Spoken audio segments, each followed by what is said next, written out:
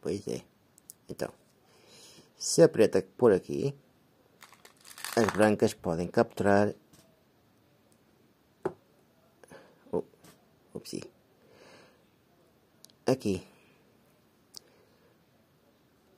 As 3 pedras pretas. Ups, caiu. Upsi. Caiu. Onde é que está a branca? Tem outra branca. Desapareceu a branca. Por baixo do coisa. Bom. Se ficar assim, as 3 pretas são capturadas. Se quiserem mais, é só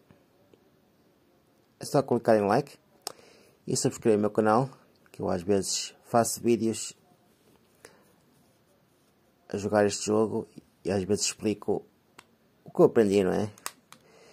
E tal.